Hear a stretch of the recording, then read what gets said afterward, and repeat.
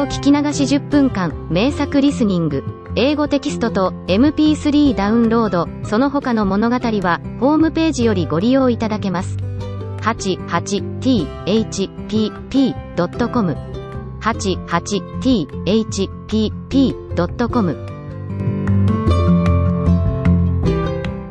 The Three Little Pigs. Once upon a time there was an old sow who had 3 little pigs, and as she had not enough for them to eat, she said they had better go out into the world and seek their fortunes. Now the eldest pig went first, and as he trotted along the road he met a man carrying a bundle of straw. So he said very politely, "If you please, sir, could you give me that straw to build me a house?" And the man, seeing what good manners the little pig had, gave him the straw, and the little pig set to work and built a beautiful house with it. Now, when it was finished, a wolf happened to pass that way, and he saw the house, and he smelt the pig inside. So he knocked at the door and said, little pig, let me in, let me in." But the little pig saw the wolf's big paws through the keyhole, so he answered back, "No, no, no, by the hair of my chinny chin chin." Then the wolf showed his teeth and said, "Then I'll huff and I'll puff and I'll blow your house in." So he huffed and he puffed and he blew the house in. Then he ate up little piggy and went on his way. Now, the next piggy, when he started, met a man carrying a bundle of furs, and, being very polite, he said to him, "If you please, sir, could you give me that furs to build me a house?"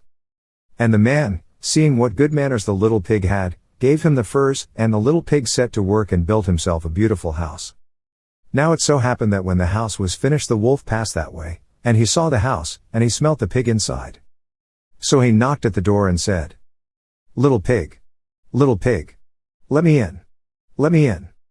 But the little pig peeped through the keyhole and saw the wolf's great ears, so he answered back, "No, no, no, by the hair of my chinny chin chin." Then the wolf showed his teeth and said, "Then I'll huff and I'll puff and I'll blow your house in." So he huffed and he puffed and he blew the house in. Then he ate up little piggy and went on his way. Now the third little piggy, when he started, met a man carrying a load of bricks, and, being very polite, he said, "If you please, sir, could you give me those bricks to build me a house?" And the man, seeing that he had been well brought up, gave him the bricks, and the little pig set to work and built himself a beautiful house. And once again it happened that when it was finished the wolf chanced to come that way, and he saw the house, and he smelt the pig inside. So he knocked at the door and said, little pig, let me in, let me in." But the little pig peeped through the keyhole and saw the wolf's great eyes, so he answered, "No, no, no, by the hair of my chinny chin chin." "Then I'll huff and I'll puff and I'll blow your house in," says the wolf, showing his teeth. Well, he huffed and he puffed. He puffed and he huffed. And he huffed, and he puffed, but he could not blow the house down. At last he was so out of breath that he couldn't huff and he couldn't puff any more. So he thought a bit. Then he said, "Little pig, I know where there is ever such a nice field of turnips." "Do you?" says little piggy, "and where may that be?" "I'll show you," says the wolf. "If you will be ready at 6 o'clock tomorrow morning, I will call round for you, and we can go together to Farmer Smith's field and get turnips for dinner." "Thank you kindly," says the little piggy. "I will be ready at 6 o'clock sharp." But, you see, the little pig was not one to be taken in with chaff, so he got up at 5, trotted off to Farmer Smith's field, rooted up the turnips, and was home eating them for breakfast when the wolf clattered at the door and cried, little pig, aren't you ready?" "Ready?" says the little piggy. "Why?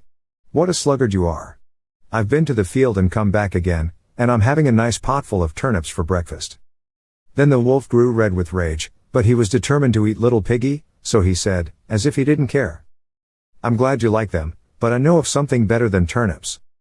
"Indeed," says little piggy, "and what may that be?" "A nice apple tree down in Mary Gardens with the juiciest, sweetest apples on it. So if you will be ready at 5 o'clock tomorrow morning I will come round for you and we can get the apples together." "Thank you kindly," says little piggy.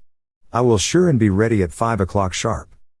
Now the next morning he bustled up ever so early, and it wasn't 4 o'clock when he started to get the apples, but, you see, the wolf had been taken in once and wasn't going to be taken in again, so he also started at 4 o'clock, and the little pig had but just got his basket half full of apples when he saw the wolf coming down the road licking his lips.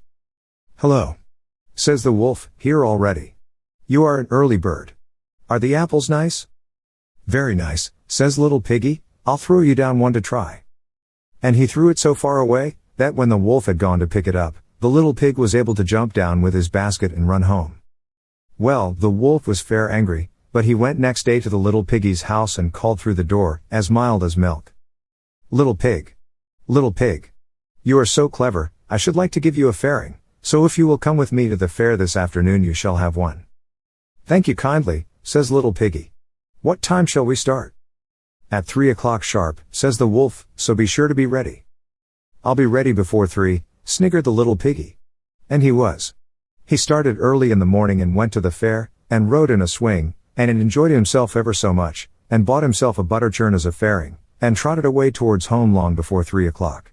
But just as he got to the top of the hill, what should he see but the wolf coming up it, all panting and red with rage. Well, there was no place to hide in but the butter churn, so he crept into it, and was just pulling down the cover when the churn started to roll down the hill. Bumpity, bumpity, bump. Of course Piggy, inside, began to squeal, and when the wolf heard the noise, and saw the butter churn rolling down on top of him. Bumpity, bumpity, bump. He was so frightened that he turned tail and ran away. But he was still determined to get the little pig for his dinner, so he went next day to the house and told the little pig how sorry he was not to have been able to keep his promise of going to the fair, because of an awful, dreadful, terrible thing that had rushed at him, making a fearsome noise. Dear me, says the little piggy, that must have been me. I hid inside the butter churn when I saw you coming, and it started to roll. I am sorry I frightened you. But this was too much. The wolf danced about with rage and swore he would come down the chimney and eat up the little pig for his supper. But while he was climbing onto the roof the little pig made up a blazing fire and put on a big pot full of water to boil. Then, just as the wolf was coming down the chimney, the little piggy off with the lid and plump. In fell the wolf into the scalding water. So the little piggy put on the cover again, boiled the wolf up, and ate him for supper. 英語聞き流し10分間、名作リスニング。英語テキストと MP3 ダウンロード、その他の物語は、ホームページよりご利用いただけます。88thpp.com 88thpp.com